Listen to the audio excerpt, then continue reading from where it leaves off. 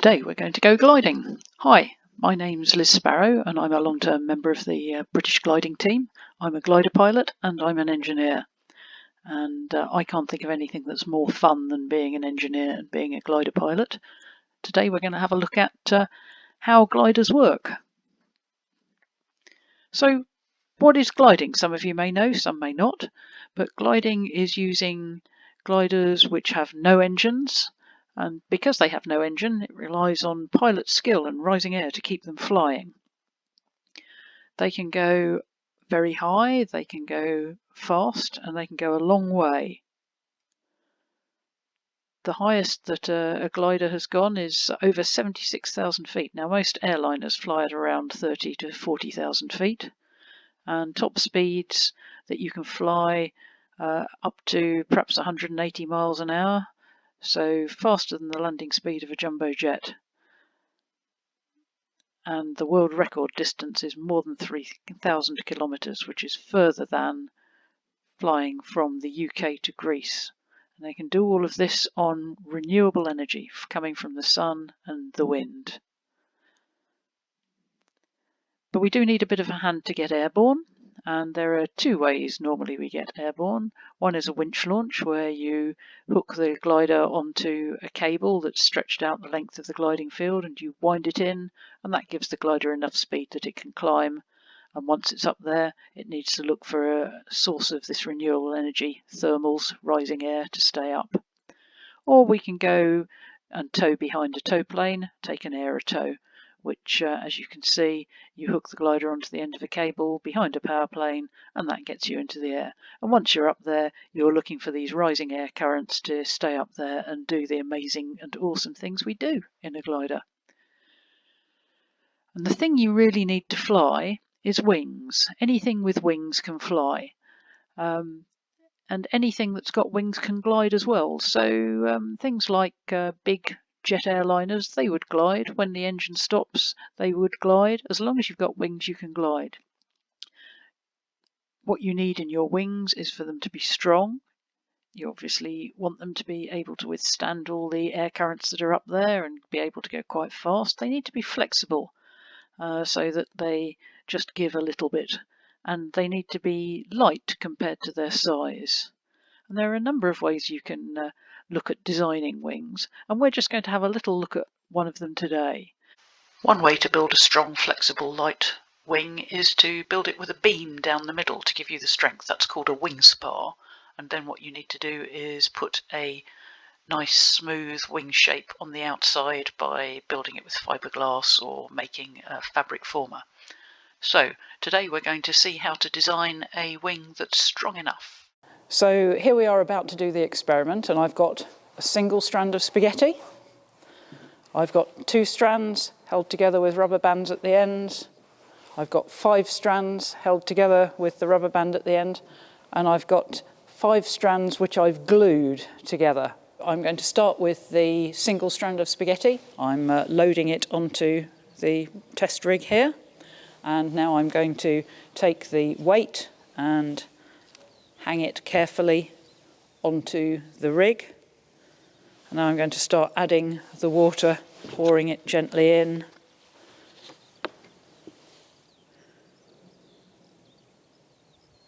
Oh, and there it goes. So let's see what we've got.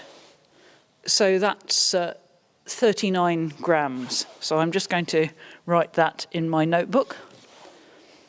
So here we go, putting the 2 strands onto the rig. I'm going to put the weight on. Just going to carefully pour water in. See it flexing more, flexing a bit. Oh, and there it goes. Put it onto the scales, and it is 76 grams. So now I've got the 5 strands of spaghetti just anchored at the ends. It's quite a lot stronger, so I'm adding a little bit of extra weight. And I want you to watch them carefully as we increase the weight here. Watch what happens. Oh, there we go. Just broken at that weight there. just about as much as my pot will hold here, so we're going to have to find something heavy to put in that for next time. And that is 167 grams.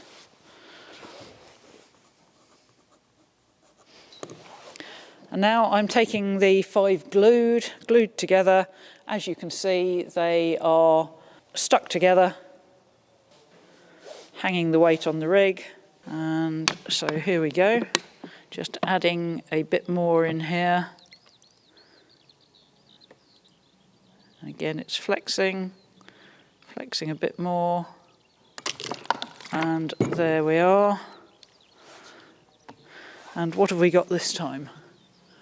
We've got 178 grams. So that's a little bit stronger when they were glued together. Okay, now we're going to write our results up into a table and see what we've found. So I've written the results of my experiment into a table here, and you can see we've got 1, 2, 5 strands and 5 strands glued together, and I've recorded what weight they broke at. And if I draw that onto a graph, it looks like this. And the reddy brown line there shows the 1 strand, the 2 strands and the 5 strand. But what we also discovered from gluing them together was that by gluing the strands together, it actually got stronger. Now it's your turn. Design me a spar that'll carry 95 grams. And how many strands would I need if I wanted a spar that would carry 110 grams? You might well want to make it as strong as possible without taking any more space or any more weight, and now gluing it together, which is called laminating, is a good way of doing it.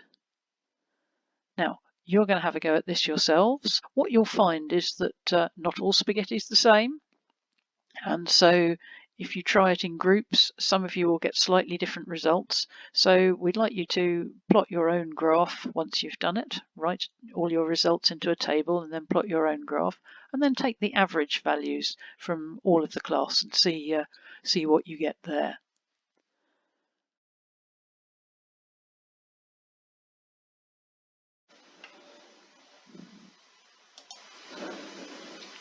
So now we're going to have to look at somebody doing that for real with a glider, and they're testing the wing. So let's just have a look at this one.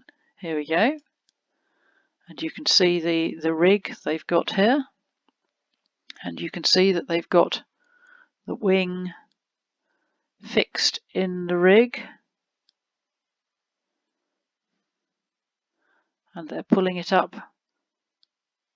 In this case, they're pulling it up at one end rather than bowing it in the middle. Here it is, you can see it's flexing quite nicely. You can see that the wingtip is coming up. It's being held at the right-hand end of the screen the way it would be in the glider. And every new glider and every new aeroplane always has to go through some sort of test like this to see what happens. And it has to perform to a certain strength, otherwise they're not allowed to make the aeroplane because it wouldn't be safe for people to fly in. So here it is, gradually getting more and more, bending harder and harder, taking more and more stress, more and more strain.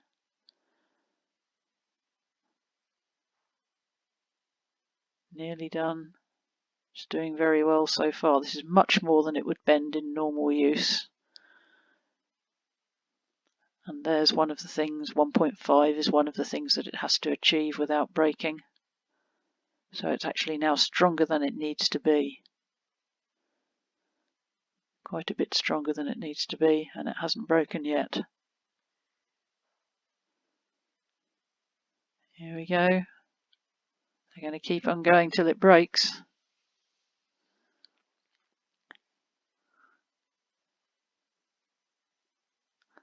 Oh. And it's carrying on. Amazing.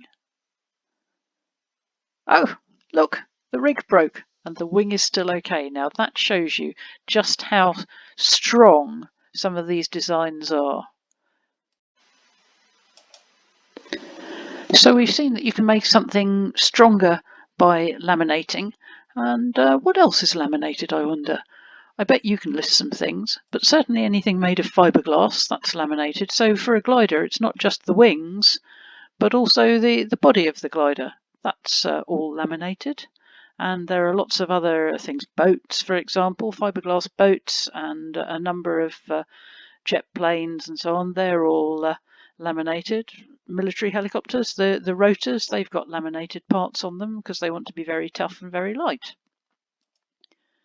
Car windscreens, they're laminated, and that actually makes them tougher, but it also means that when they break, they break into small bits rather than nasty big shards that could cut you if you do have an accident in a car. But one of the original things that's laminated is trees and plant stems. They're made up, if you look at them, of lots and lots of little fibres all running the length of the stem and all joined together. And that's what makes a tree a very flexible, tough thing. And that's why we use wood in so many things, because it's light and it's very strong.